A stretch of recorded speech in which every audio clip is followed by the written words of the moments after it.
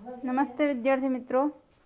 कक्षा 8 विषय हिंदी पाठ 4 कर्मयोगी लाल बहादुर शास्त्री, जिसके लेखक है शंकर दयाल शर्मा, जिन्होंने कर्मयोगी लाल बहादुर शास्त्री का रेखा चित्र आलेखन किया है, जिसमें उनके व्यक्तित्व का विश्लेषण करते हुए निष्कर्ष प्रस्तुत करते हैं कि अपनी कर्मठता के गुण के कारण लाल बहादुर शास्त्री एक अति सामान्य परिवार से उठकर देश के प्रधानमंत्री तक पहुँचे थे।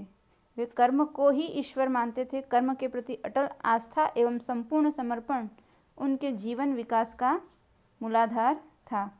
इस इकाई में समाविष्ट मूल्य है समर्पण भावना, कर्तव्य निष्ठा, कर्मठता और सेवा।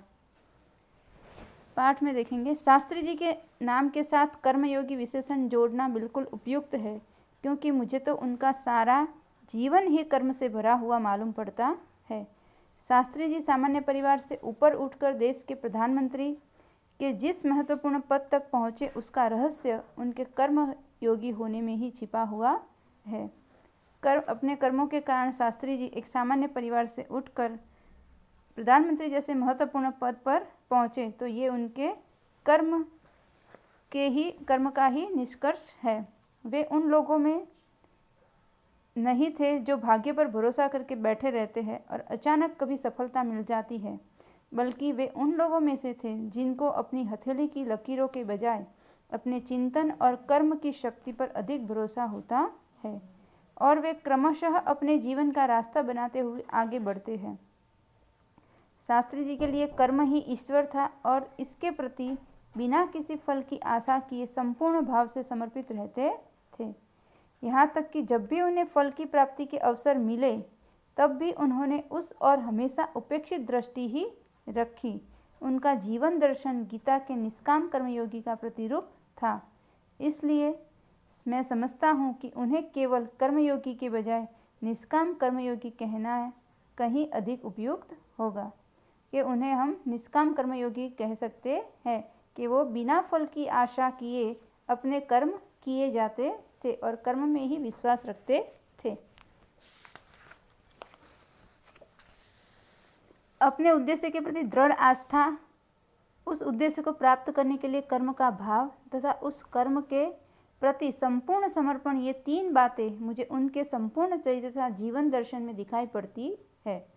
अपने एक भाषण में उन्होंने इसी तरह के विचार व्यक्त करते हुए कहा था, यहाँ तक कि भले ही आप राजनीतिक क्षेत्र या सामाजिक क्षेत्र या किसी अन्य क्षेत्र में कार्य करते हैं, यदि आप उसमें सफल होना चाहते हैं, अपने दायित्वों का पूरी तरह से निर्वाह करना चाहते हैं, तो आपके कार्य और समर्पण तथा भक्ति और कर्म में समन्वय होना चाहिए। तो आपके कार्य और उसके प्रति समर्पण, इन दोनों में तालमेल होना चाहिए, समन्वय होना चाहिए, एकाकार होना चाहिए, तभी जाके हम उसमें सफल हो सकते हैं। मैं शास्त्री जी की सफलता का रहस्य उनके इसी महत्वपूर्ण चिंतन में मानता हूँ। साथ ही यह भी मानता हूँ कि किसी भी व्यक्ति, समाज और देश के विकास का रहस्य इसी भक्ति और कर्म के सिद्धांत में निहित है। शास्त्री जी का संपूर्ण जीवन श्रम, सेवा, सादगी और समर्पण का अनुपम उदाहरण है। उनके ये गुण केवल उनके कार्यों और विचारों में ही अभिव्यक्त नहीं पाते थे, बल्कि उनको देखने से ही इन सभी भावों का एहसास हो जाता था।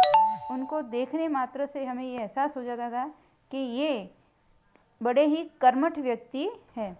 उनके अपने व्यक्तित्व में विचारों का अनोखा समन्वय था। वे जो कुछ कहते थे वही करते थे। वे जो कुछ भी करते थे वह एकमात्र राष्ट्र लाभ की भावना से प्रेरित होकर करते थे।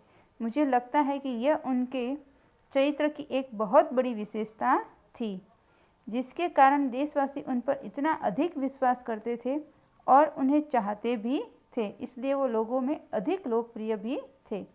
पंडित नेहरू की समृद्ध राजनीतिक विरासत को संभालना और उसे आगे ले जाने का काम कम कठिन नहीं था, लेकिन देश ने उस समय ये साफ साफ देखा कि उसे संभालने की ताकत शास्त्री जी में ही है, और शास्त्री जी ने अपने निर्मल चरित्र और दृढ़ संकल्प शक्ति द्वारा देश की इस आकांक्षा को पूर्ण किया। नमस्ते विद्यार्थी मित्रों।